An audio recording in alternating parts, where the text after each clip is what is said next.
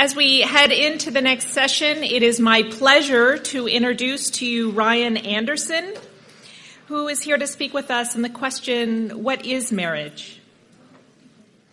Ryan is the William E. Simon Fellow at the Heritage Foundation in Washington, D.C., and he's also the founder and editor of The Public Discourse, which is the online journal of the Witherspoon Institute in Princeton, New Jersey.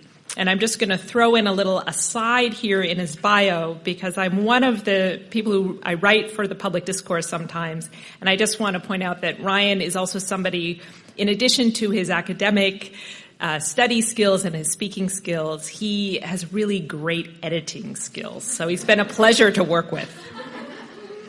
He is the co-author of the book, What is Marriage? Man and Woman, A Defense, together with Professor Robert George of Princeton University and Sharif Girgis, who is here with us today, who will be leading one of the breakout sessions in the afternoon. Ryan received his bachelor's degree from Princeton University, and he graduated Phi Beta Kappa and magna cum laude.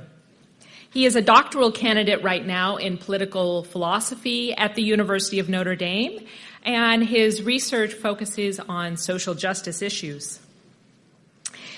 Ryan has, especially in the past few months, had a vast range of media experiences, more than I can list this morning. Piers Morgan Live, which some of you may have seen, CNN, Fox News, MSNBC, and his work has appeared in the New York Times, in the Washington Post, in the Wall Street Journal, and many more. So it's going to be my pleasure to turn the microphone over to Ryan, and after Ryan's talk, we'll have time for Q&A. And just a reminder, we'd really like to focus that time on questions, I think, to take advantage of the opportunity we have with speakers who are here today. Thank you so much, and please welcome Ryan Anderson. Thank you.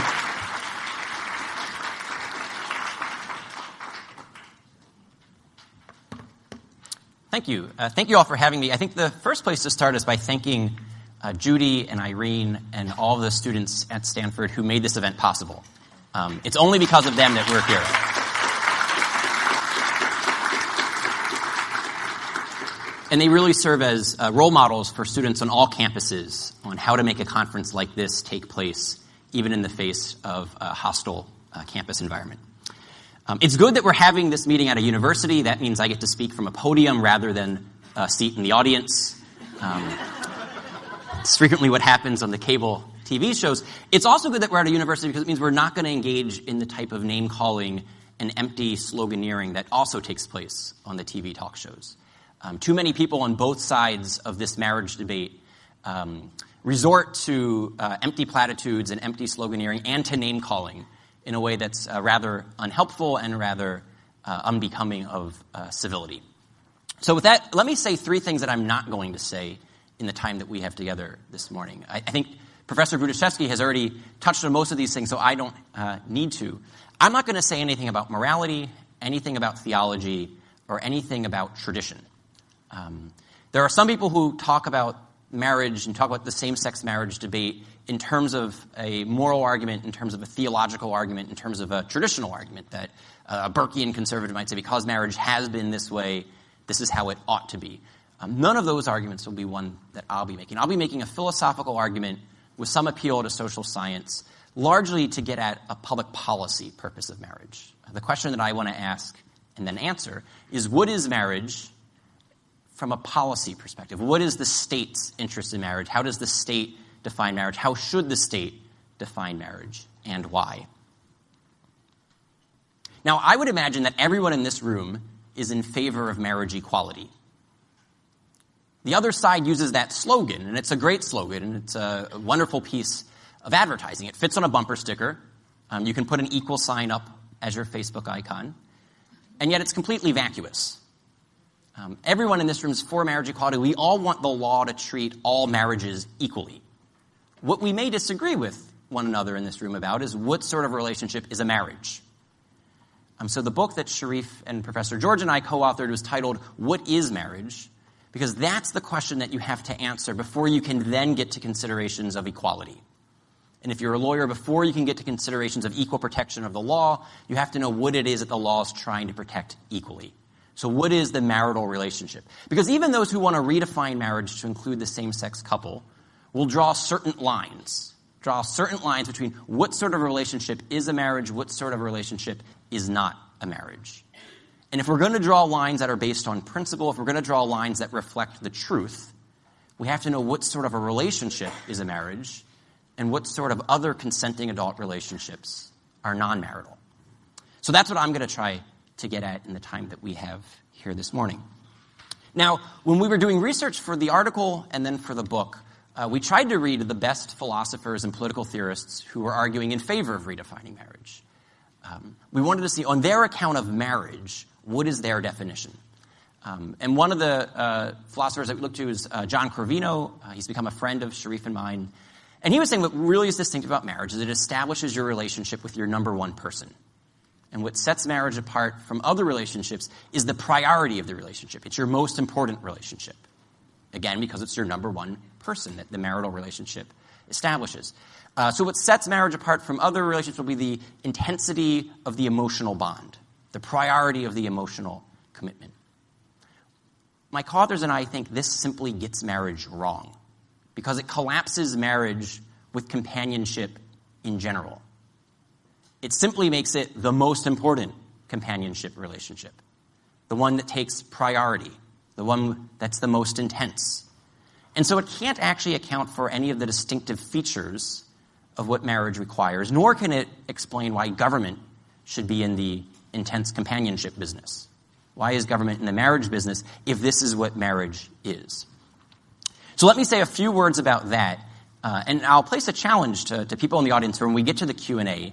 I invite you to give an answer to these questions of, if you want to redefine marriage to include the same-sex couple, why would marriage, how you understand it, require that that relationship be permanent, monogamous, and exclusive, and be the type of relationship that a government takes interest in?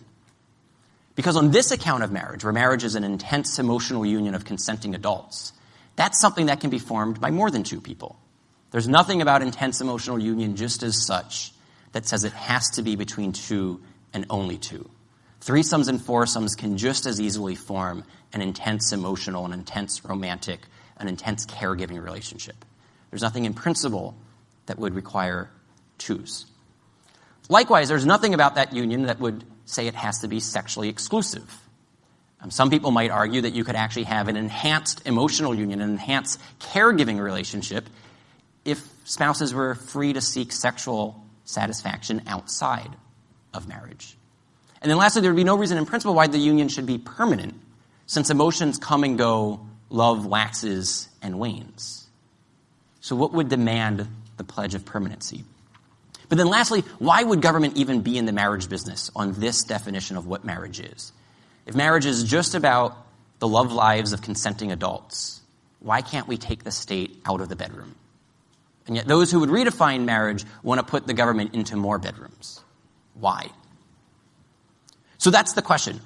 Answer the title question of our book, what is marriage, in a way that can account for the distinctive marital norms and can explain why marriage is a distinct public policy issue in the first place. So having said that, having said a little bit about why we think the opposing view fails, let me construct our argument about marriage. And I'm going to do this in 3 steps. First, I'm going to say what we think marriage is from a philosophical perspective. Next, I'll say why we think marriage matters from a policy perspective. And then lastly, I'll say 3 things about likely consequences of redefining marriage. So those will be the 3 broad points, the outline of the talk. What is marriage? Why does marriage matter? What are the consequences of redefining marriage? We take our bearings from Aristotle in our article and in our book in how to analyze any sort of a community. Aristotle tells us that you can analyze any community by looking at the actions that the community engages in, the goods that the community seeks, and then the norms of commitment that shape that community's common life together. So to take a non-controversial example, let's take a university community. A university community, the members of the community, engage in academic action. What sort of things are academic actions? Your professors will research and write academic articles and academic books. They'll then put these on the syllabi, not just to get their commission from having you buy their overpriced textbooks, but also so that you can then read the benefit of all the hours of research that they put in while writing their dissertation and researching for their next scholarly publication. So students read articles and read books. Professors then deliver lectures. Students attend lectures and take notes. Students then write term papers. Professors then grade term papers. Students come to office hours and discuss their papers with their professors. These are the sorts of activities that constitute an academic community as an academic community. Beer pong and football games are nice additions, but they don't go to the heart of what makes a university a university. What goes to the heart are these intellectual activities. Now, what are these intellectual activities ultimately seeking? What is the good that these are oriented towards? They're oriented towards the good of the truth. They're oriented towards the good of knowledge.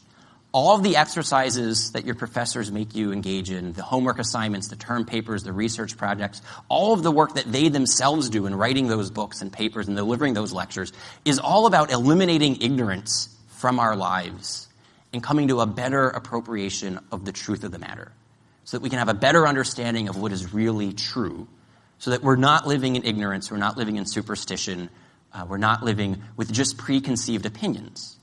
That's what all of these actions are oriented towards. They're oriented towards the good of knowledge, the good of the truth.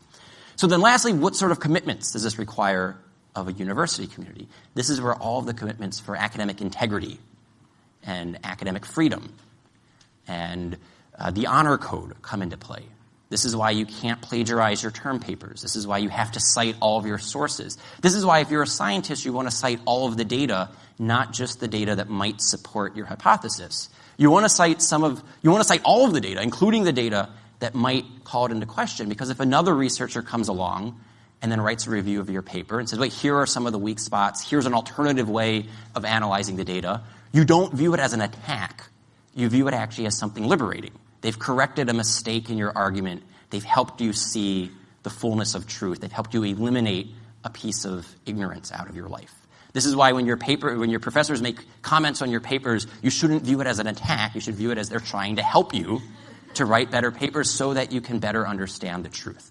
Okay, so that's how a university ought to exist. Unfortunately, this isn't always true on college campuses. But we can use that same basic framework to analyze what makes the marital relationship marital. What makes marriage different than other forms of community? What makes the marriage community different than the football team and different than the university? And my co-authors and I say marriage is a comprehensive relationship, and it's comprehensive in exactly those three ways. It's comprehensive in the act that unites spouses. It's comprehensive in the goods that the spouses are inherently ordered towards. And it's comprehensive in the norms of commitment that it requires from the spouses. Let me say a few words more about each one of those 3 points. Professor Rudiszewski did a wonderful job of explaining how we're mind-body unities. We're not ghosts and machines. We're not souls that are somehow inhabiting flesh and bones, but we're a mind-body unity. So to unite with someone at a comprehensive way, we have to unite with them at all levels of their personhood. So this act that unites us comprehensively will be an act that unites us hearts, minds, and bodies. And now the good that it orients us to won't be some particular singular good, like the good of winning the next football game or the good of passing the next test. It'll be a comprehensive good. And we argue that that comprehensive good is what Professor Rudiszewski mentioned as procreation, understood as both the creation and then the rearing of whole new human organisms who are going to be raised to participate in all of the forms of human goodness. It sets the trajectory of that marital relationship on this comprehensive plane. And then lastly, it calls for a comprehensive commitment, a commitment of both permanency and exclusivity, so that it's comprehensive throughout time, and it's comprehensive at this moment of time by forsaking all others. This is the most dense part of this morning's talk. So if you're having trouble, it will get much easier after this. It'll get faster. It'll be much more humorous and entertaining and enjoyable. I promise. But let me say a few more words, because this actually is getting to the bedrock of our argument. This gets to the core, and it's something that our parents and grandparents and great-grandparents just took for granted.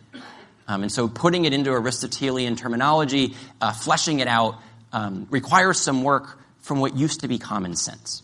But let me say a little bit more. What is it, how to do the analysis of the comprehensive act that spouses engage in? How is it that two people can unite comprehensively? We said that we want this to be an act that will unite us at all levels of our personhood, so a union of hearts, minds, and bodies. Professor Brudaszewski pointed out that with most respects, all respects except one, we're complete as individuals.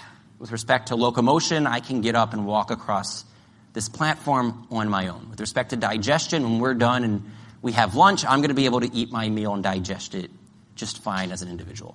With respect to circulation, respiratory system, all of those things were complete. With respect to one biological function, we're radically incomplete. He mentioned it's the function of procreation. So that in that conjugal act, a man and a woman don't just rub up against each other or interlock as if I was to stick my finger in one of your ears. They truly form a two-in-one flesh union. It's a single function, a single organism that's being formed by a mated pair.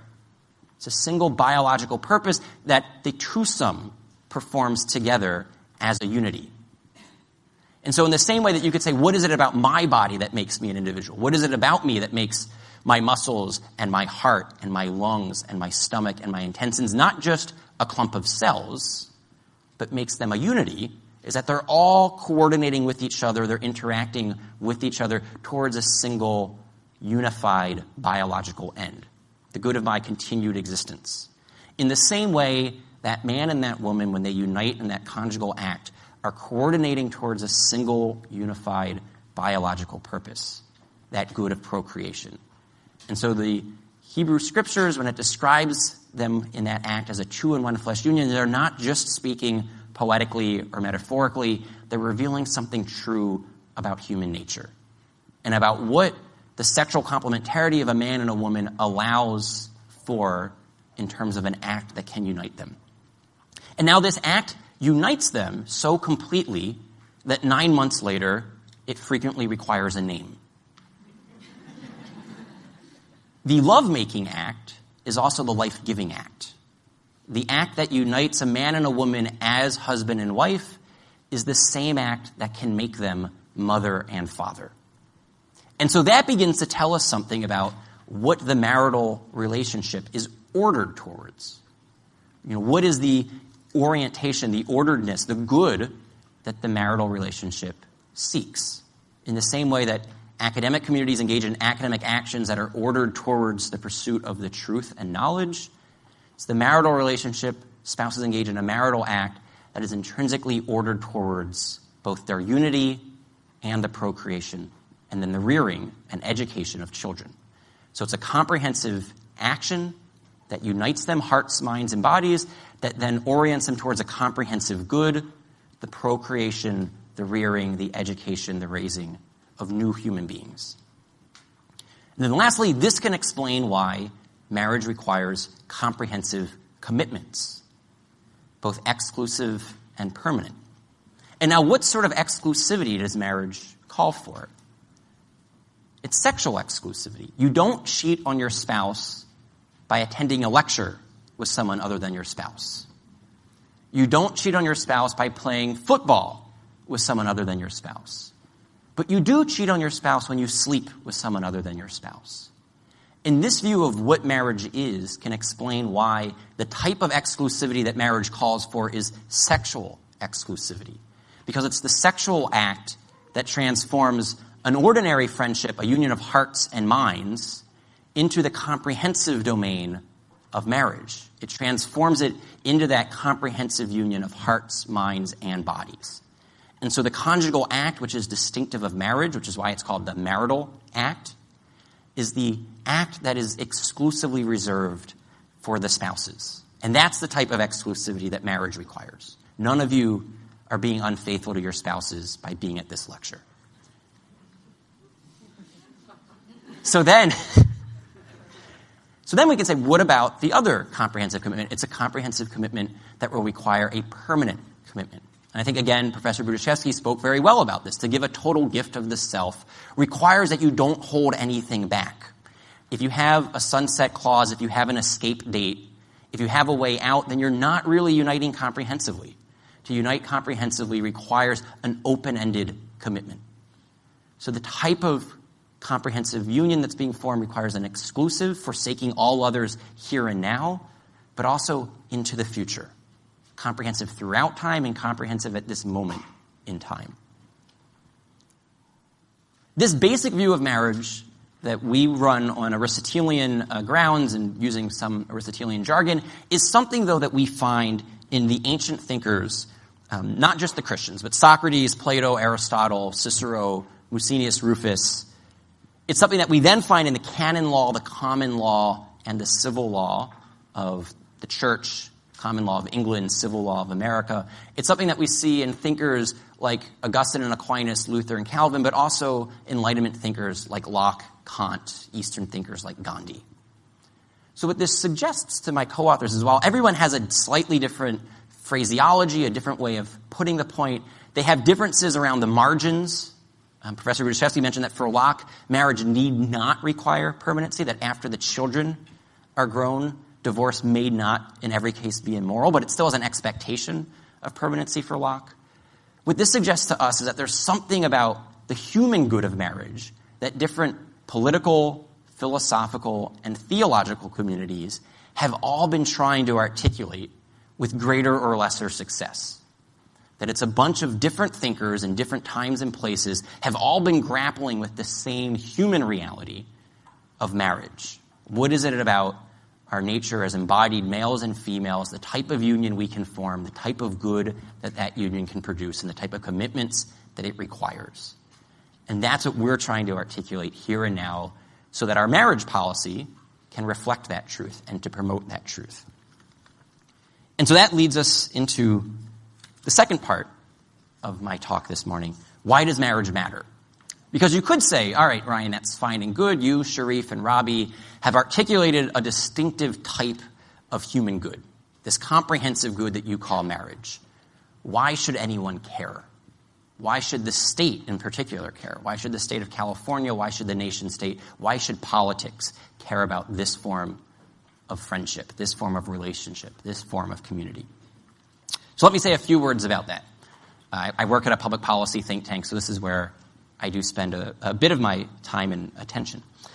I think from a policy vantage point, marriage exists to unite a man and a woman as husband and wife, so then they're then equipped to be mother and father to any children that that union produces.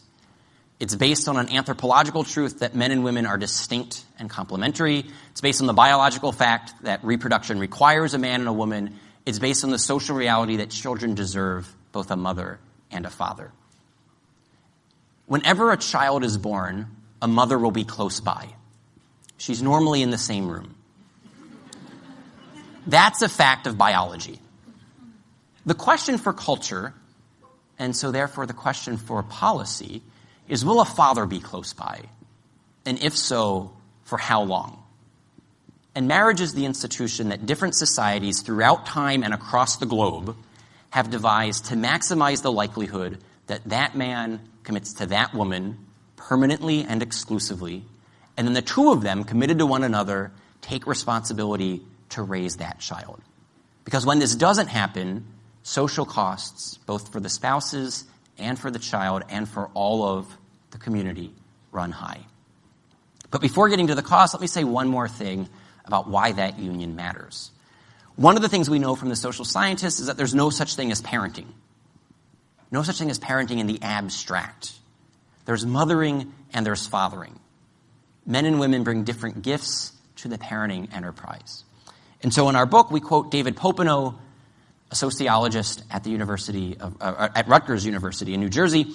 He says, quote, "The burden of social science evidence supports the idea that gender-differentiated parenting is important for human development and that the contribution of fathers to child rearing is unique and irreplaceable." End quote. He then concluded, and this was in a literature review of all of the social science at that point. He says, we should disavow the notion that mommies can make good daddies, just as we should disavow the popular notion that daddies can make good mommies. The two sexes are different to the core, and each is necessary culturally and biologically for the optimal development of a human being. End quote.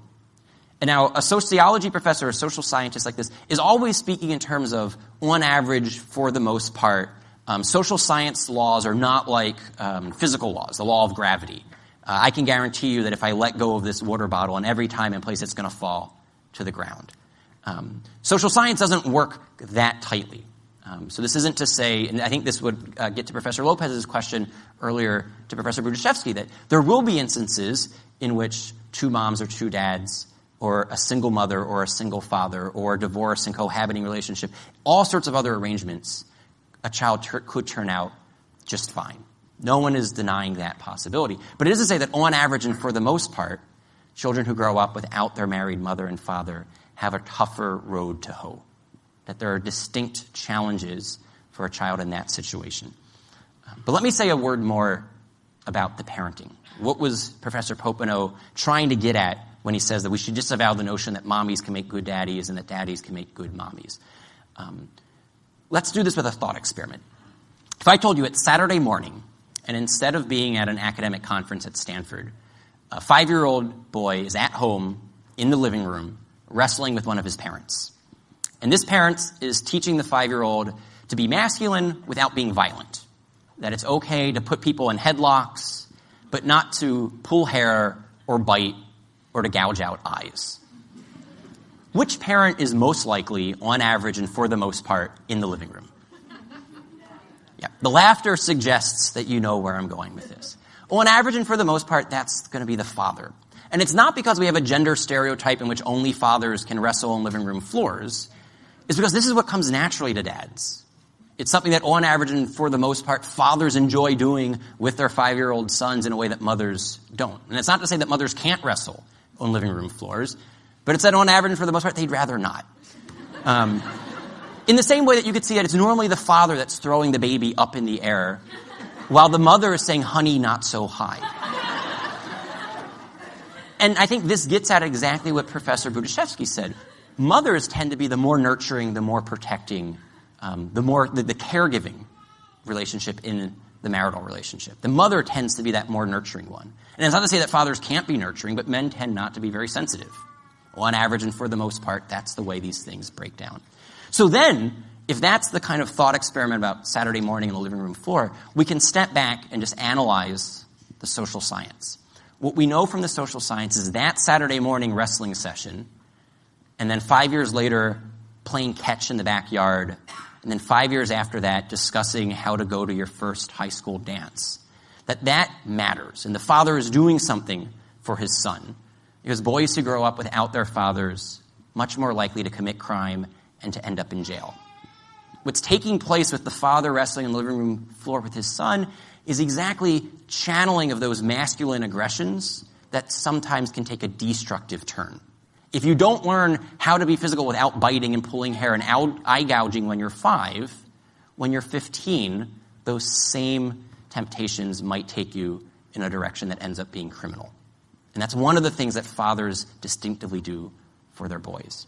Now, fathers do something distinctive and complementary for their daughters. It tends to be the father who scares away the bad boyfriend. And this isn't because mothers can't scare away bad boyfriends, but it's because the father tends to be a little bit larger than the mother. His voice tends to be a little bit deeper than the mother's.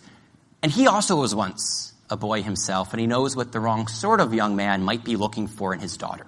And so he tends to be a little more sensitive about not letting his daughter go out with the wrong sort of boy. And like Professor Brudaszewski mentioned, the father who's married to his daughter's mother is also modeling what a good male-female relationship looks like. And so he's modeling for his daughter what she should be looking for in the right sort of boyfriend who could become the right sort of husband. That's one of the things that a father who is married to his daughter's mother does for his daughter. So then when we take a step back and we look at the social science, girls who grow up without their fathers are more likely to suffer or to experience an out-of-wedlock pregnancy. Because that father is the one who's more often than not policing her sexual relationships. So all right, you could say that's fine and good. You've given us these thought experiments, and you've told us a little bit about the consequences. Do you have any hard data? Let me read you a quote, and then I'll ask you to tell me who spoke this quote. Quote, "We know the statistics that children who grow up without a father are 5 times more likely to live in poverty and to commit crime, 9 times more likely to drop out of school, and 20 times more likely to end up in prison. They are more likely to have behavioral problems or run away from home or become teenage parents themselves. And the foundations of our community are weaker because of it." End quote. Who spoke that? President Obama. Piers Morgan was a good second guess. President Obama. Now, President Obama will be the first to tell you that growing up without a father doesn't mean that you're somehow destined and doomed for failure in life. He seems to be doing pretty well for himself. But he would also be the first to tell you that his road was tougher. He had a steeper hill to climb. And this is one of the reasons why he's spoken out on the importance of fathers, because he's seen what it has done to so many children who grow up without their dad. It's why he has spoken about how important it is for him to be a good father to his 2 daughters. He's experienced firsthand the importance of fathers, and it inspires him to be a good father. And I don't think in any way that this is suggest that single mothers are somehow anything less than heroic. Frequently, single mothers are the most heroic members of our society. When the father who abandoned the mother and abandoned the child left them, they were the ones left to take responsibility. They do a heroic job in raising their kids. And frequently, they would also be the first to tell you that they wish that man would have manned up, committed to them, and committed to the child. And so I don't want to suggest in any way that this is to criticize other people, but it is to say that marriage matters, and that the state has an interest in promoting marriage precisely to maximize the likelihood that every child is given the gift of being raised by a married mother and father. And at one point in American history, this happened. We had out-of-wedlock childbearing rates in single digits up until the 1960s. More or less every child was born into and raised by their married mother and father. And then in the past 50 years, we've seen those numbers progressively decline. So that today, 40% of all Americans, 50% of Hispanics, and 70% of African Americans are born outside of marriage. And these children have done nothing wrong, but they will have a much tougher chance in life. Because what we know is that marriage is the institution that when it's stable, it protects children from poverty. It increases the likelihood of those children will experience social mobility. It protects children from committing crime. And it prevents the state from having to pick up the pieces in the form of a welfare program or a police program. So more or less everything that you could care about, if you care about social justice and you care about limited government, if you care about the poor and you care about freedom, is better served by having a healthy marriage culture, a civil society institution that takes care of raising that next generation, than by having the government try to pick up the pieces of a broken marriage culture. That's why marriage matters. So now to the third and final part of this morning's presentation. What are the consequences of redefining marriage? Because you could say, all right, I'm tracking with you. This is what marriage is. It's a comprehensive union. Spouses engage in a comprehensive act oriented towards a comprehensive good. They commit to comprehensive commitments. It matters because that union of a man and a woman can produce a child. Children deserve a mother and a father. Fine and good. But how does allowing Adam and Steve get married impact any of this? How would redefining marriage to include same-sex couples in any way take away from the public purpose of marriage? It's a good question. It's the next logical question. And let me say 3 things in response. In all 3 of my comments here, we'll follow the general rubric of ideas have consequences and bad ideas have bad consequences. And so for the first consequence, I'll say is that if you were to redefine marriage to eliminate the norm of sexual complementarity, there would be no institution left in civil society and in public life that upheld, even as an ideal, that every child deserves both a mother and a father.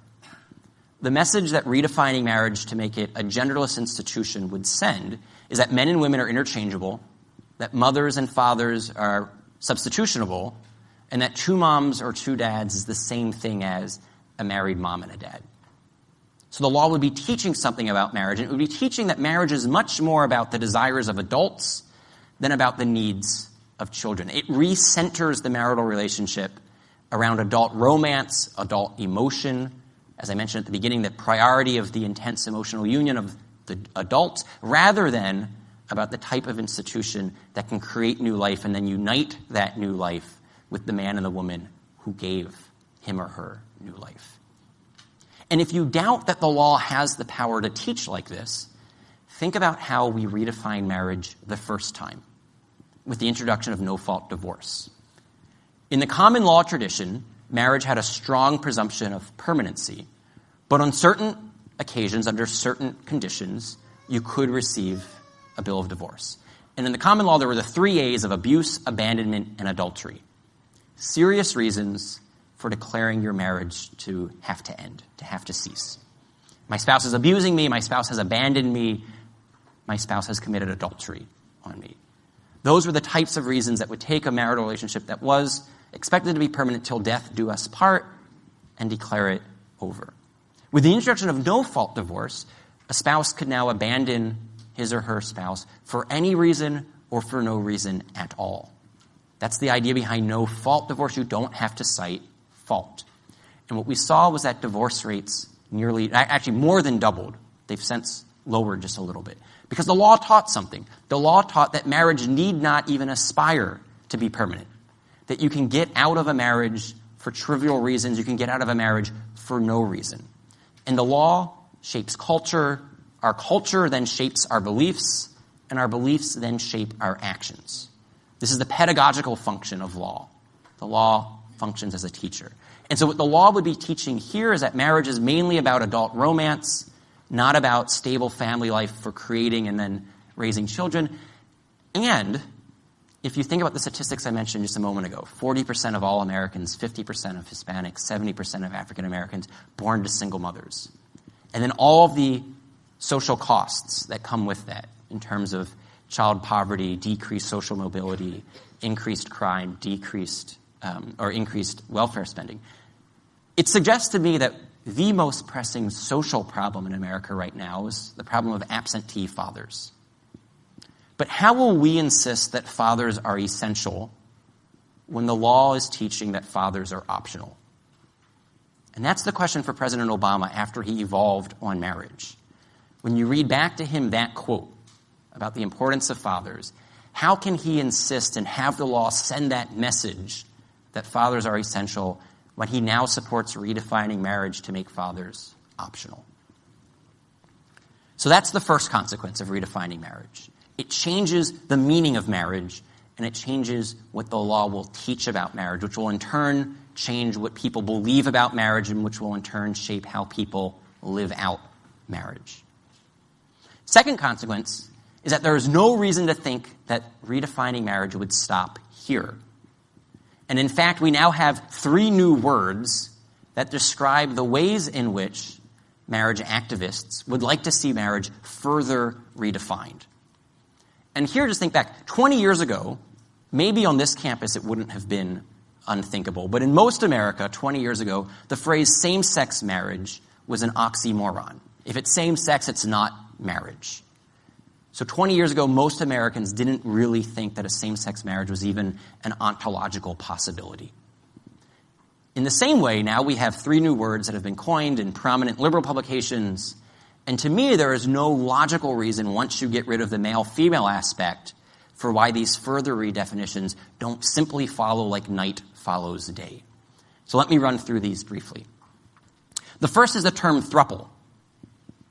A throuple is a 3-person couple. You chop off the C and you add on a THR, throuple. And my co-authors and I came across this term in New York Magazine. New York Magazine is a fairly standard issue magazine of thought for New Yorkers. It's a left-leaning publication.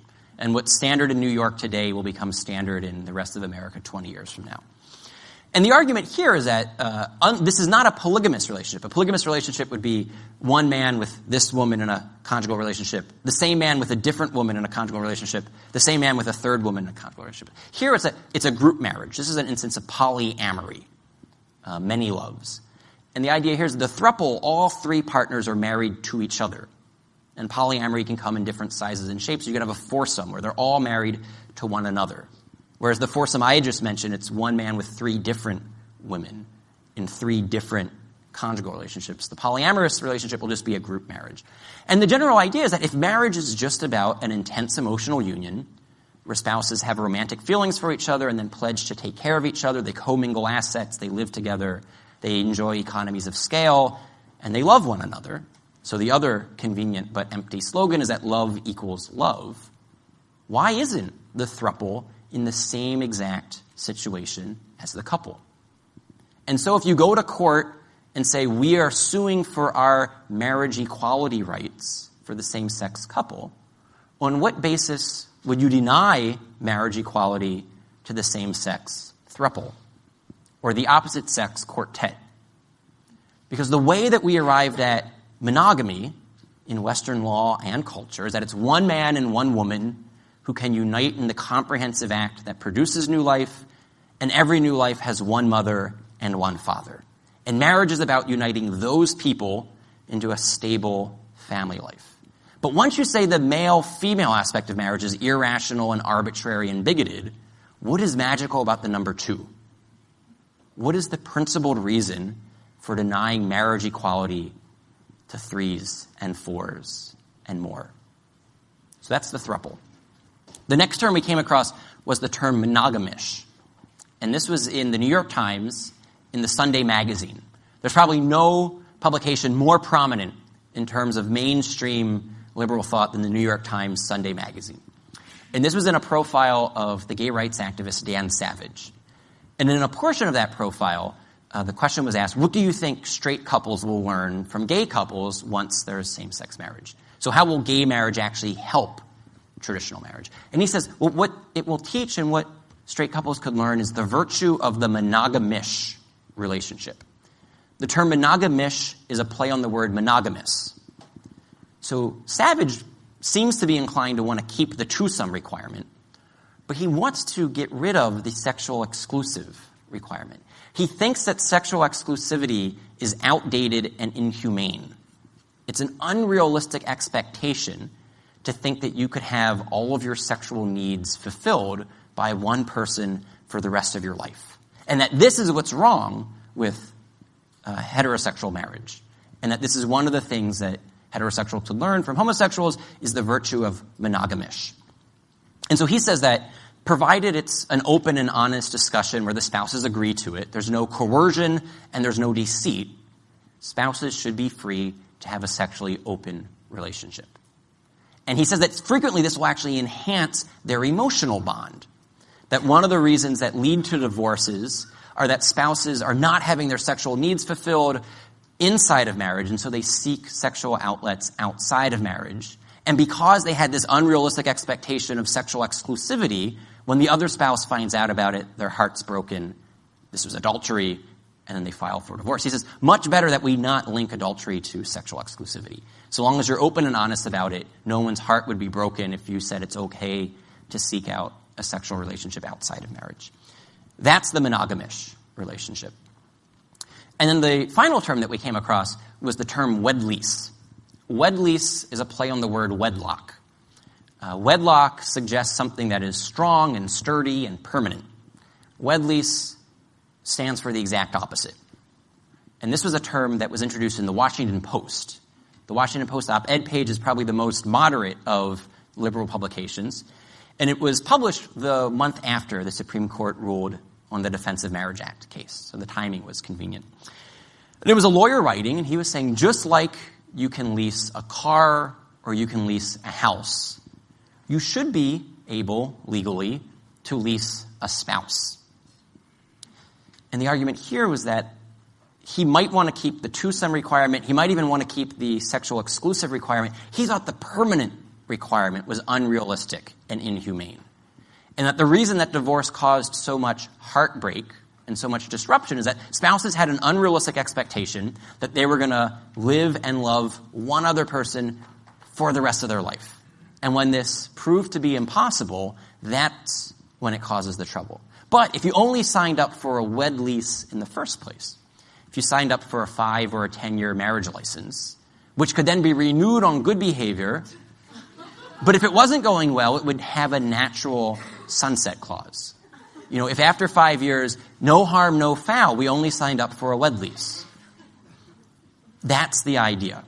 And again, you see how this, like the monogamous relationship, like the throuple, are all logical entailments of viewing marriage as just about consenting adult romance.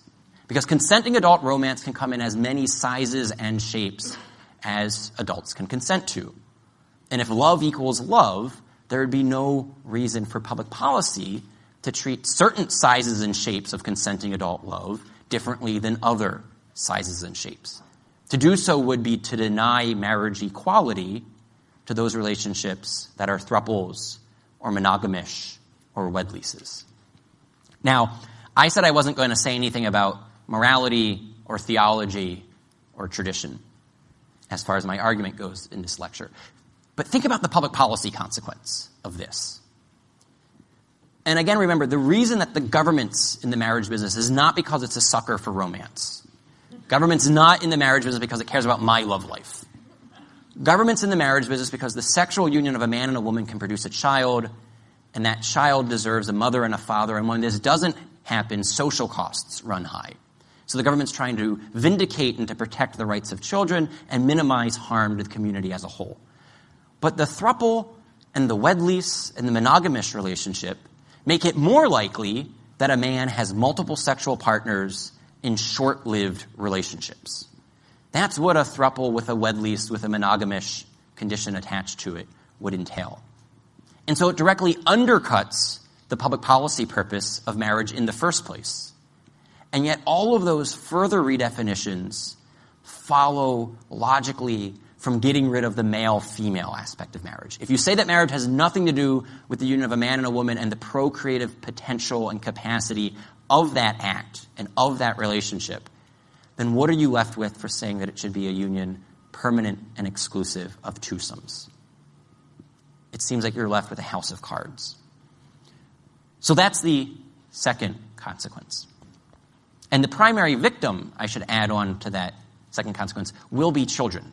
And so it's interesting that in both the monogamish discussion, the wed lease discussion, and the throuple discussion, the authors themselves, when describing these redefinitions, only spoke about the consenting adults and their love and their union.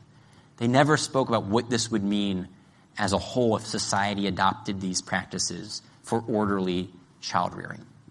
That was an afterthought. So the last consequence. The last consequence is the one that I actually think we're experiencing first. But I mention it last because I think that the other two are actually the more serious reasons for thinking about public policy on marriage.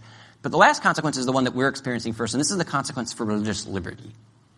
We've already seen in the state of Massachusetts, the state of Illinois, and the District of Columbia that evangelical and Catholic adoption agencies and foster care providers have had to shut down because the government said they had to place children with same-sex couples on an equal footing as they did with a married mother and father.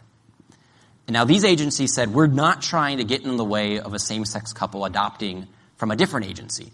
They are free to adopt from the state agency. They're free to adopt from a secular humanist agency. We just want to be free to run our agency in a way that's in accordance with our beliefs. We think that children deserve to have a mother and a father, and we want to run our agency in a way that we can look for married moms and dads for the children who have been entrusted to our care.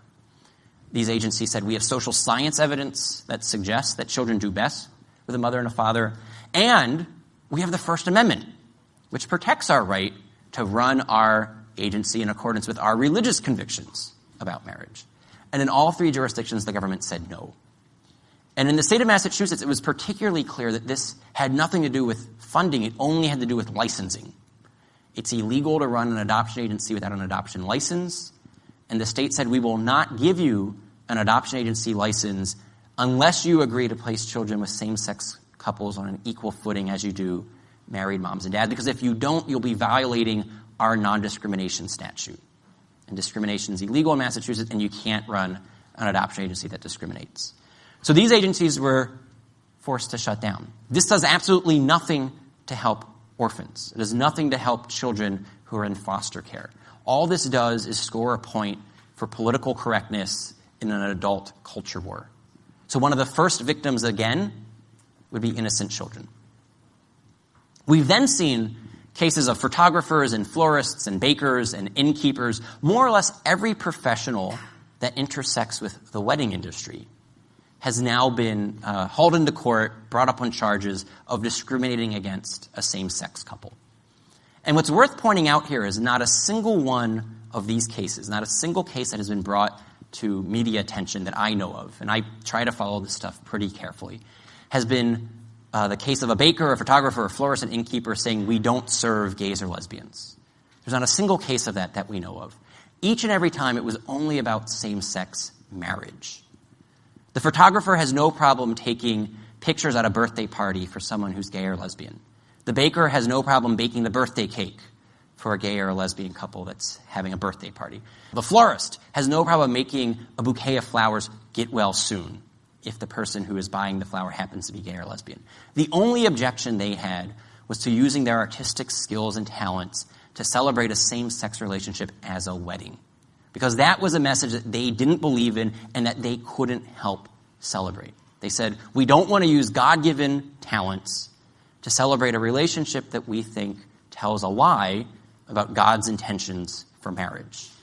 And they simply asked to be left free to run their business in accord with their values. In all of the cases that have been cited, the same-sex couple found someone else to bake the cake, to take the pictures, to make the floral arrangements. It's not as if conservative Catholics and evangelicals have a monopoly on wedding photography and cake baking. It's not like we're in a situation where unless you make Elaine Photography take these wedding photos, no one will be taking wedding photos. No, about half the country, we're split on this issue. Half the country roughly is in favor of same-sex marriage, and of those people, there are plenty of wedding vendors who are more than happy to make money providing their services for same-sex weddings. And so there's really no need to have the government coerce the evangelical photographer or the Catholic baker or the Mormon florist. And yet what we've seen is time and time again, that's what's happened. So the best known case is the case of Elaine Huguenin. Elaine is an evangelical photographer. In 2006, she politely declined to be the wedding photographer for a same-sex commitment ceremony. As an evangelical, she said, I can't do this because it would have me tell a lie about marriage. Wedding photography is a very involved process where the wedding photographer is really telling the story of the couple's love, telling the story of the couple's ceremony, telling the story of the celebration after the ceremony. She's like, that's a story I can't tell. And so the same-sex couple went to a different photographer who actually charged them less money. So they actually got a break here. But then they sued her shortly thereafter. And in 2008, the New Mexico Commission on Human Rights ruled against Elaine Huguenin, saying she had violated the human rights of the same-sex couple, and they ordered her to pay a fine of nearly $7,000. It was $6,900 and something dollars. She then appealed this to the New Mexico Supreme Court, the state Supreme Court. And she was represented by Alliance Defending Freedom, who we have some representatives of that organization with us here today.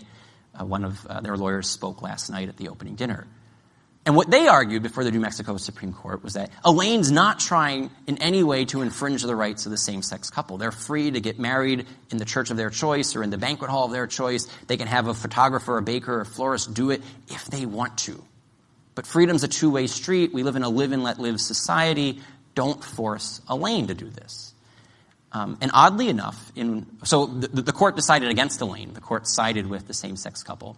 And in one of the concurring opinions, one of the judges wrote that the price of citizenship is that Elaine has to take these pictures. And when I got to that part of his opinion, I actually had to stop and reread it a couple of times because I thought I was misreading, that there was a missing comma or something. Because I thought he was going to say the price of citizenship is that the same-sex couple should just go to a different photographer. That's how in America live and let live, how we harmonize pluralism and competing values would play itself out. We don't coerce people into violating their consciences. But no, the judge says that the price of citizenship is that Elaine has to leave her religious commitments at the door and take these pictures. And this is part of a larger trend that we've seen in general of people arguing that religious liberty just means freedom to worship. This is what's been at the heart of the Hobby Lobby and the Conestoga Wood case, the HHS mandate cases. And it's that you have freedom to worship What you do on Sunday morning, no one's going to interfere with. But once you step out into the marketplace, Monday through Saturday, you have to leave your faith at the door. That if you're on Main Street or on Wall Street, you can't live out your faith in your profession. That's not what the free exercise of religion is about. That's what freedom of worship is about. The free exercise of religion, as the founders intended it, was that the state wouldn't coerce people into violating their consciences. But that'll be, I think, one of the first consequences that we see with the redefinition of marriage, coupled with these sexual orientation and gender identity non-discrimination statutes, is that they will use the law to coerce people into celebrating and treating a same-sex relationship as if it's a marriage, even when it violates their consciences. So with that, it looks like we have about half an hour for questions, and I'd be happy to provide answers if you can provide questions.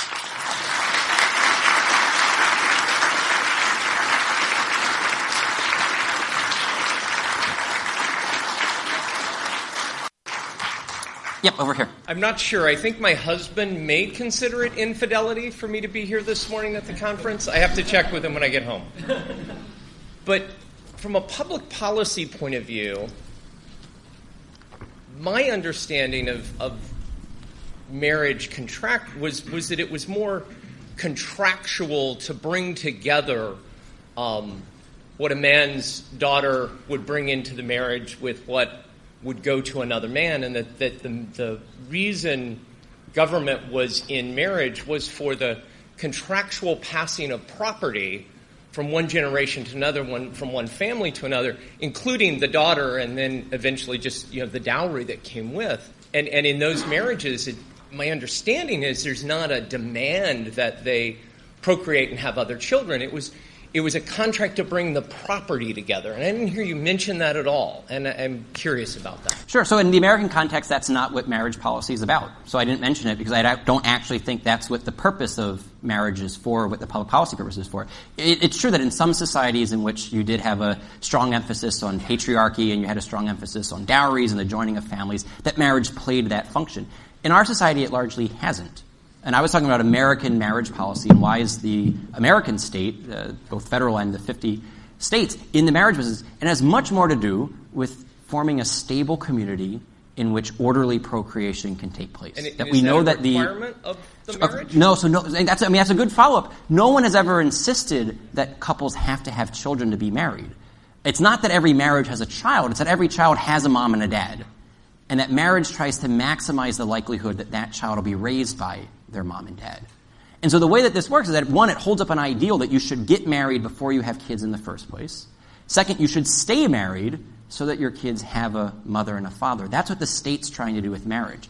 And so it's true that some marriages won't procreate. They won't have children. That does nothing to take away from the policy purpose of marriage, especially if even the infertile couple remains faithful to each other. It's very rare that we have infertility with both spouses. So let's say it's the wife who is infertile, but the husband remains faithful to her. He's not now creating fatherless kids and fragmented families with some other woman. So even in the case of the childless marriage, the public policy purpose of marriage is still being served by having that couple live out the truth about marriage. We'll go this way. So I recognize that this might, hopefully this doesn't detract from your message and what you were saying to us and everything that you taught us, but I hope you might be able to address, you talked about how a father figure might be absent and a father figure is there, but I was wondering if you could comment a little bit about what if it was a negative father figure and how that might affect children and how might, I realize that the government might not be important in this sort of decision, how this might actually help the situation, make it more positive. But maybe you could just talk about that. Sure. Sort of.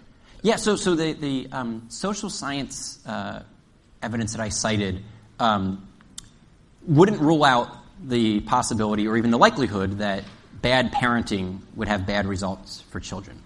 So a bad father figure, a father who abuses his wife, a father who abuses his children, that won't be good for that family.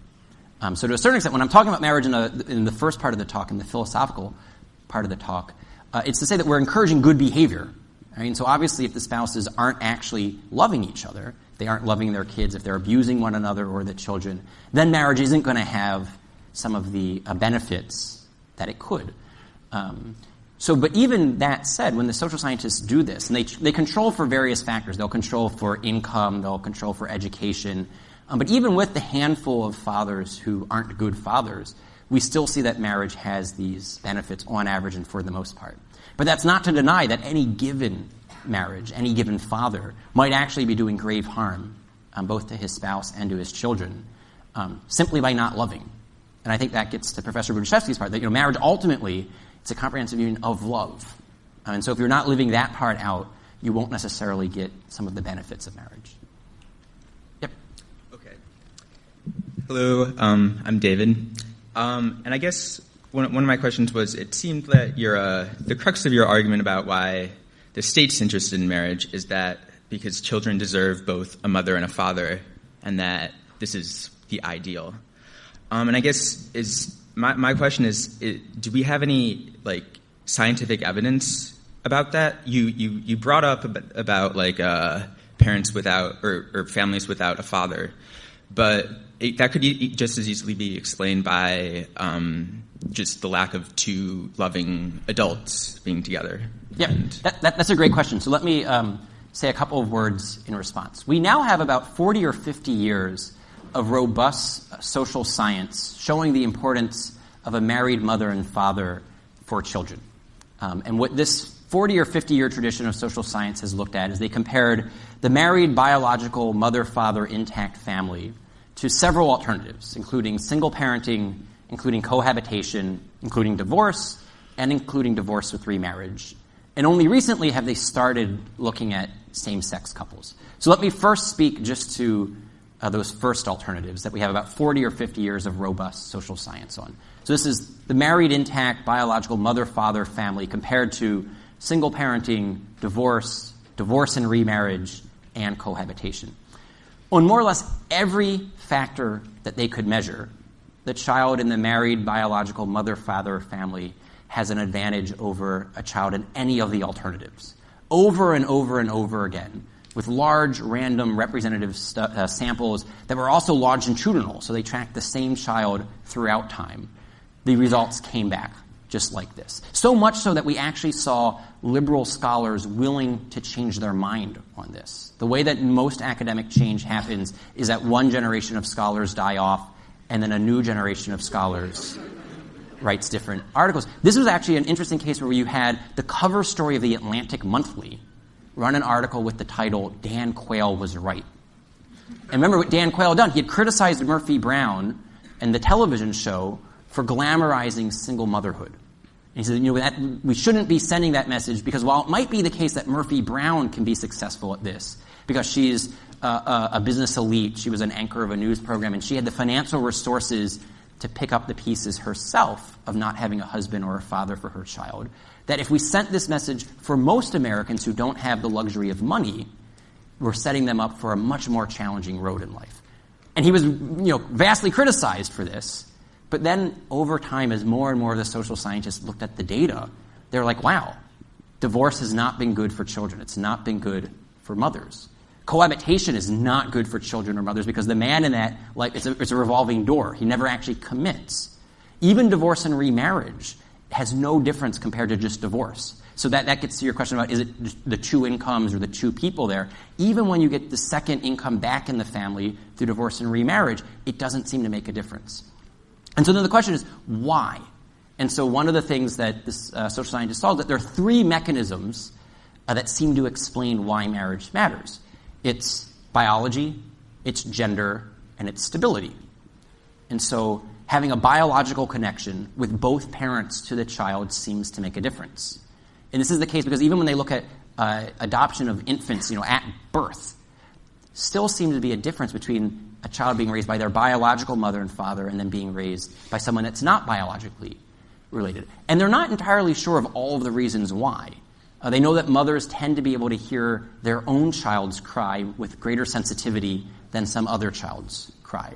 And so they don't know if it's because 9 months in the womb or because the genetics of it is that, the baby's vocal cords resonate better with the mother's ear, how it works, but they know that biological connection matters. They also know that for daughters, puberty is delayed on average by about a year by having their biological father in the house than by having a biologically unrelated male in the house.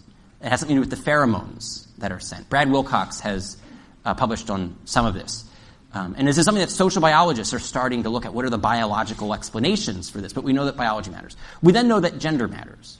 And this gets to the quote that I had read you from David Popenoe, that having both a mother and a father in the household matters because mothers and fathers interact with children in distinct and complementary ways. And then we know that stability matters, and that this is why cohabitation and divorce in particular produce poor outcomes for children, because they are unstable relationships, and for each transition that a child goes through, it can produce poorer outcomes, because each one of those transitions is internalized much more intensely by the child than by the adults. And we know that divorce can be traumatic for the adults, all the more so for the children. So that was more or less a consensus of social science up until about a decade ago. And then we got a series of social science studies that claimed that there were no differences with same-sex parenting and with married moms and dads. And this was interesting because it actually showed that lesbians were the best parents of all, and that a relationship with two mothers raising a child produced outcomes for children that were even better than children who were being raised by their mothers and fathers. And so this set off alarm bells for some social scientists. They said this doesn't pass the sniff test, that a child who grows up in a divorced but remarried home with a mom and a dad doesn't turn out well, but a child growing up with two moms is the same, even a little bit better. So absentee dads matter for the single mother, matter for the divorced, matter for the... don't matter for the lesbian family. They said something doesn't seem to be up with this. So they looked into these studies, and not a single one of them used large or even random samples. And so if you don't have a random sample to begin with, you can draw exactly nothing as a conclusion about the population as a whole. Only from a sample that's representative of a population can you make conclusions about the population. The methodology of most of these studies was something known as snowball sampling. They would hang up signs in bookstores or coffee shops saying, "We're conducting a study on same-sex parenting. Call this number if you want to participate." And so for one of the studies, when the scholar went through and he just looked at the 44 studies that the American Psychological Association had relied on when they issued a statement saying there's no difference between same-sex parenting and married parenting, he said one of these samples, it was all upper-middle-class women living in San Francisco and New York City. You know, double income, double college degrees, living in elite urban areas. From that sample, you can't draw any conclusion about a population as a whole. This is why having representative samples and then controlling for income and education and occupation matters for that 40 to 50-year consensus of social science. So then I'll say that we've now had 3 studies that have used large, random, representative samples. 2 of those came to the conclusion that there are differences. One was Doug Allen's study using the Canadian census data, and Canada back in 1997 started giving all of the same legal benefits to same-sex couples, and in 2005 actually had same-sex marriage. And he saw that he just measured one outcome in particular, and it was educational achievement, and that children who were raised by parents in same-sex relationships had a significant underperformance. And he saw that it mattered whether it was a boy or a girl, and whether they were in a same-sex lesbian or a same-sex male relationship. He saw that gender mattered even here, that the lesbian relationship and the gay relationship have different outcomes for boys and for girls. Excuse me, will you be taking further questions? Can you not interrupt me while I'm answering that question? I'm going to finish this question, and then we're going to get to other questions. Thank you. And we have time. Yep, and we have half an hour, so there's no need. You will get your chance. So anyway, so the point here is that what they saw with this is that the outcomes were different, and that it mattered based upon both the gender distribution of the parents and on the children. Then there was the Mark Regnera study. This is the study that got the most headlines and the most kind of over-the-top reaction from scholars. He did the first study that was large and random and representative. He didn't identify many same-sex couples who were in 18-year-long relationships. And he put this up front. He's like, this is one of the challenges of doing large, random, representative sampling, is that you won't find many couples like that. But he did find couples who were in same-sex relationships and who were raising kids. And then he reported what the outcomes were. And he found on, I think it was like 13 of the 20-some outcomes that he measured, there were differences. So anyway, then there's one study by a scholar at UC Berkeley, is it, or UCLA? I forget which school, Doug Rosenfeld, and he saw that there were no differences other scholars then said, actually, you're controlling for the differences. And so there's some dispute about the methodology there, just like there's dispute about the Regner's methodology. All of this is to say, to the question about scientific evidence, when it comes to same-sex parenting, we know very little, because it's a relatively new phenomenon in human existence. But there's very little reason to think that the same-sex parenting relationship wouldn't follow the general pattern of what we know from 50 years of good, robust social science, that biology matters, gender matters, and stability matters. It looks like you got up to the mic, so you probably want to ask a follow-up. Yeah. Well, I guess when you're talking about, I guess you brought up several other instances with like the divorced parent who gets remarried, cohabitation, but it seems that if two men or two women who are married and love each other faithfully, they have something that those other things lack, and that maybe that's the thing. And so that's a possibility. So it could be the case that the reason that cohabitation and divorce and remarriage have these poor outcomes is because they're not stable, but that same-sex relationships, if they were stable, wouldn't have those problems. I'm open to that being a possibility. It still seems that wouldn't address the biological connection or the gender connection. But there are preliminary reasons to be skeptical about that. So what we know right now is that lesbian relationships are the most unstable of all. And it has nothing to do with homosexuality. It just has to do with gender distribution again. Women initiate 2/3 to 3/4 of all divorces in America. And so when you have a double female relationship, it tends to be the least long-lived, not because of homosexuality, but just because of two women. And one way to illustrate this is, when was the last time that you heard a guy say, my emotional needs weren't being met, so I broke up with her? That's not a typical male response. And so when you have the double female relationship, this can explain why when the social scientists look at gay-male relationship, lesbian-female relationships, and then male-female relationships, why it is that the lesbian relationships tends to be the shortest, because both participants have a very high threshold for emotional satisfaction, and it's hard to meet that. So they tend to be the shortest-lived. The gay-male relationships tend to be the most open. And it has nothing to do, again, with homosexuality. It has to do with men. Men tend to be the most promiscuous, and so when you have a double male relationship, you tend to get the most sexual openness, neither of which suggests that the relationships are inherently very stable. So that's why I think we even have reason to be skeptical about the stability, but I'm open to seeing what happens. But I do think we have good reason to be skeptical, and the preliminary science is supporting these conclusions. It's supporting which conclusions? So I think the Doug Allen study in Canada and the Mark Regner study here in America are completely in keeping with the 40-year tradition. So once we had studies that were using large random representative sampling, those conclusions were perfectly in keeping with the previous 40 years, unlike the small, convenient snowball sampling that actually came to the conclusion that lesbians' relationships produce the best outcomes. And the other thing I'll add about that is that we know absolutely nothing about intentional motherless child-rearing. We don't have a single study of same-sex gay parenting. Whenever we hear about single parenthood, it's always single mothers. Whenever we hear about same-sex parenting, it's always lesbian relationships. So we don't know that much scientifically about single father parenting or a gay male parenting. I'm going to go to this way so we can get to your question. Thank you for your talk, Ryan. Often I hear the argument about interracial marriage brought up, saying that these same exact arguments are made, saying interracial marriage is dangerous for the children, for society. So how do you suggest we best show that there really isn't a comparison between the same-sex gender and interracial marriages?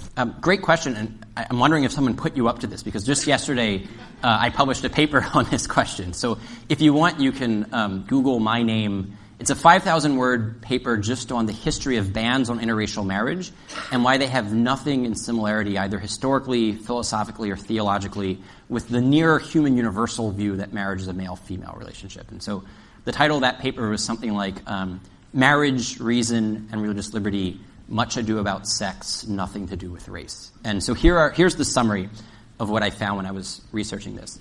The U.S. colonies, Maryland in particular, was the first political community in history to ever ban interracial marriage. And the reason it did so had nothing to do with marriage. It only had to do with racism and perpetuating the wicked regime of race-based slavery. So in America, we had slavery. It was based, classified on race. And in order to perpetuate a class of human beings that were being subjugated as slaves, you had to keep the races apart. And so they redefined marriage to make it based on race in a way that marriage had never been understood to be, precisely so that they could avoid the creation of interracial children that would then make a race-based slavery more difficult. When slavery was finally abolished, we then perpetuated this with our Jim Crow system. We also had bans on miscegenation, bans on interracial dating, interracial marriage, again, trying to support a wicked regime of white supremacy.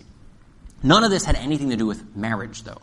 And so if you look through the great thinkers in human history, whether it's Plato, Aristotle, Cicero, Augustine, Aquinas, Luther, Calvin, Locke, Kant, Gandhi, Martin Luther King Jr., whenever they talk about marriage, they always talk about male and female, husband and wife, mother and father. They never talk about black and white, because race has nothing to do with what marriage is. So if you go back to the first section of my talk this morning, when I was going through what is marriage, you never heard skin color or ethnicity or race enter into it, because it has nothing to do with what marriage is. So the bans on interracial marriage were unjust precisely because of what marriage is. But that's why defining marriage as the union of a man and a woman is just precisely because of what marriage is. A man and a woman can unite in the marital act regardless of their race. Children need a mother and a father irrespective of the parent's race. Marriage is about uniting the two halves of humanity, male and female, whereas racist laws kept the races apart for no reason at all. So marriage law has to be colorblind. It can't be gender blind. We can. I don't think he spoke yet. So. Okay, sounds great. Well, thank you for your speech today. My name is Marvin, and I have a question concerning your first question to the audience, which was, why would the government be interested in same-sex marriage?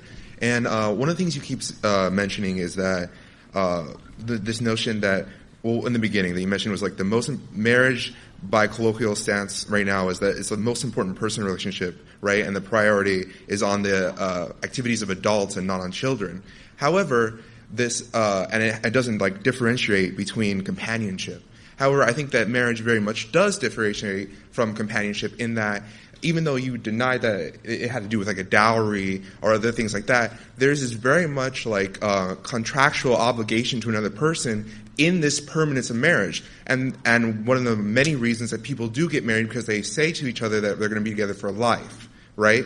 And this goes beyond the like notion of child rearing when it goes to like tax rights, it goes to medical rights, like next of kin, and it does have to do with who's going to inherit my like property, and also when we go in together to buy a house or any property that we do own, there's a whole bunch of entanglement that comes together from a permanent relationship, and thus when you go into marriage, you go into these laws that protect you and serve you as somebody who's going through life as a permanent couple. And how that would benefit the government is that it creates like a system in which people are encouraged to live together to become more economically viable. When you have two incomes, right? You have you put more into society. You have more ability to like put into your job and all kinds of things. And also, So what's the, so the what's question the is, the question is, so you actually asked us the question to give you some information. But the question that I asked you is, explain to me that basic argument you just gave. Why does it have to be only between two people in a sexually exclusive relationship and only in a permanent relationship? Because you could get the economies of scales for the 5-year commitment. Right. So I could have a contract from the government in which we pledge to be with each other, just the two of us and exclusively, but for 5 years, and we can get many of the same economic benefits that you talked about, and we could co-inherit property, and we could visit each other in the hospital. So the question that I asked was, explain to me why it would be a union of two and only two in an exclusive union and a permanent communion that the government cares about once you get rid of the male-female aspect. Okay. And so I haven't heard that yet. Yeah, no, you haven't. Yeah. And actually, my question is more of I actually have a response in this that, like, you asked why the government would be interested in having marriage between same-sex couple, and just give you those arguments for that, not necessarily why it can't be a throuple or why it can't be, monogamish and things like that. I don't really have an answer for that, but I do have an answer. It seems to me that you're saying that the government has an interest in contract law. Yeah, it does. And contracts can come in as many different sizes and shapes as consent comes in. So it sounds to me like you're actually arguing for the abolishment of marriage. And I think that's the logical conclusion of getting rid of the male-female aspect. That if you don't think marriage is about uniting male and female, husband and wife, mother and father, then you don't really think marriage exists. You think it's just contract law. And that's actually one of the consequences. The second consequence that I had mentioned is that if we go down this road, it'll lead us down this line of thinking of that we should just have contracts for consenting adults of whatever sizes and shape. Okay. No, that's I didn't answer. Okay. No, I mean, this is good. I mean, like, yeah.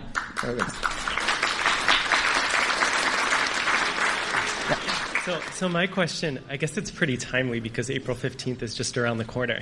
So my question is really about the government's interest in taxes and, the government's interest in marriage, which I think the government's pretty interested in taxes. If I'm wrong, please correct me.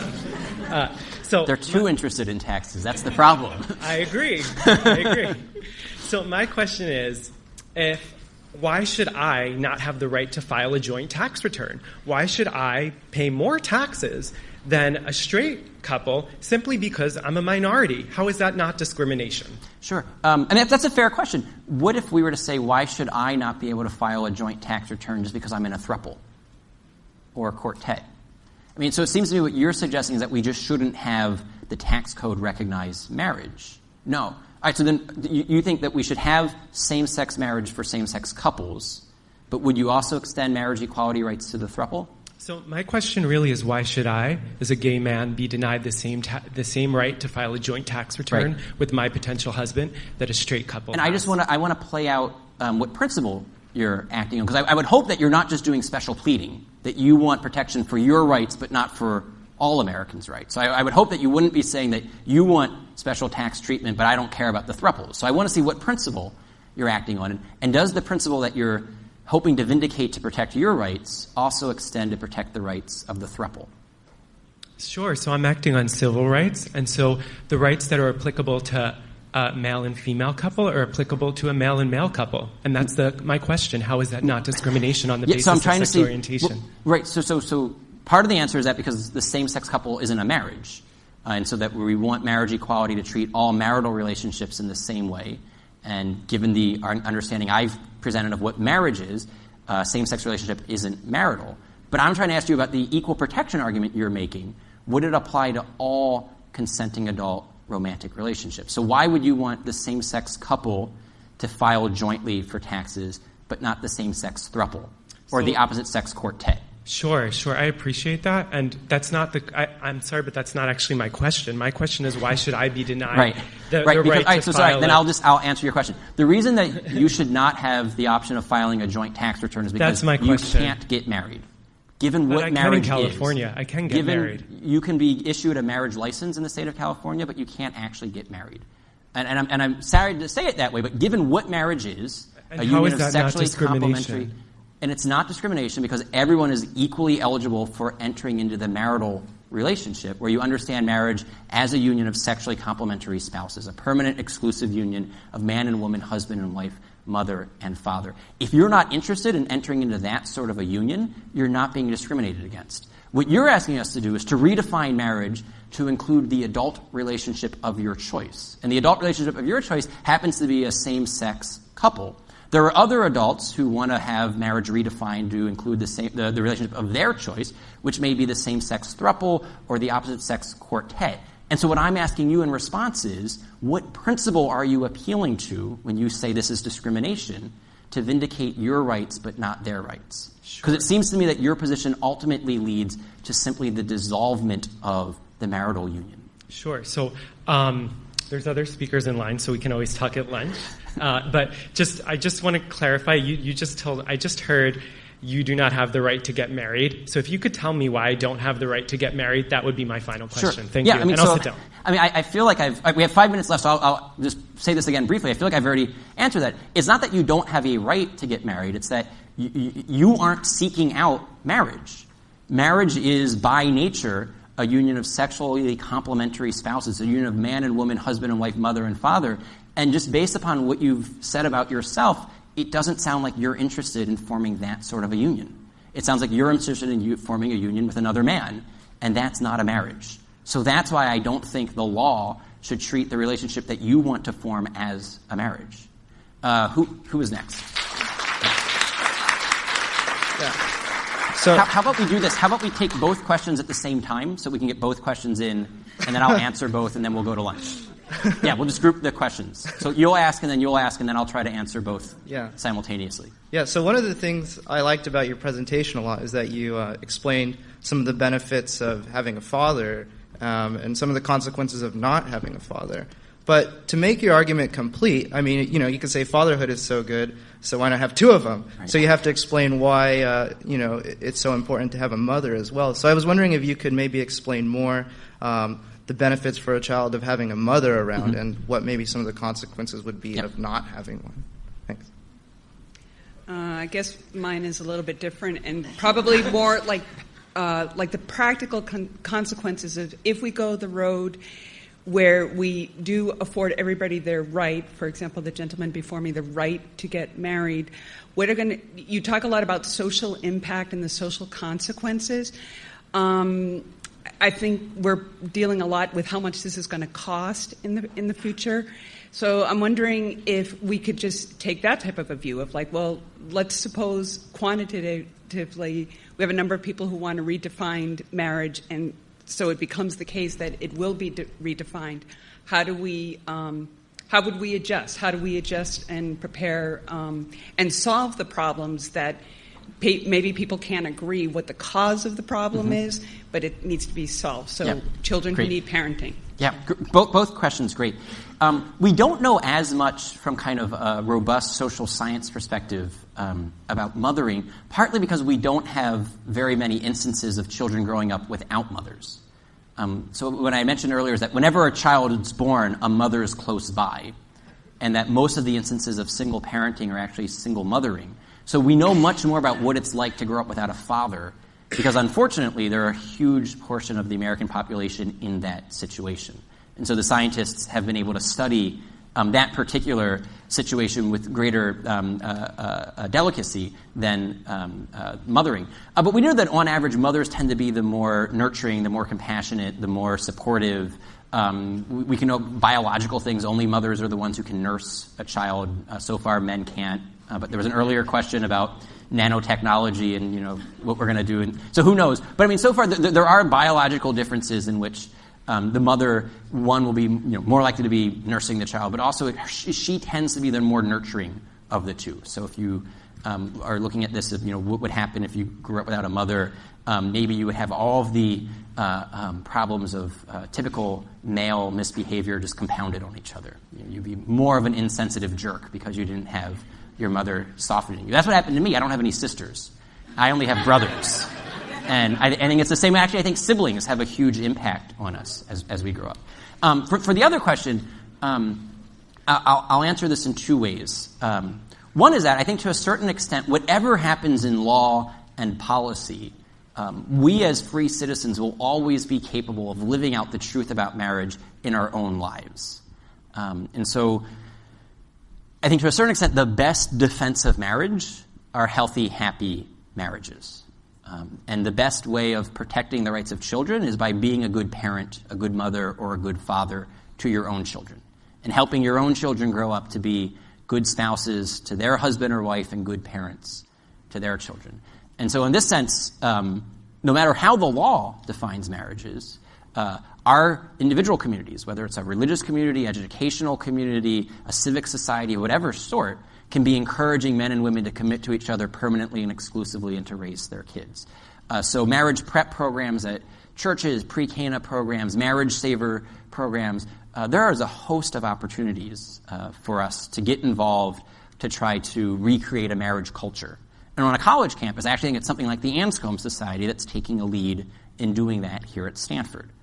Doing that in terms of educating students about the importance of marriage, educating students in terms of Dr. Brudaszewski's talk about the importance of the virtue of chastity, about preparing yourselves now as an 18 or a 19-year-old so that when you're 25 and you're getting married, you can be a faithful spouse, you can be a good husband, a good wife, be a good mother, a good father, that those habits are either developing now into virtues or developing now into vices. So I think the work that Judy and Irene and other students are doing here at Stanford is one way in which we can do that.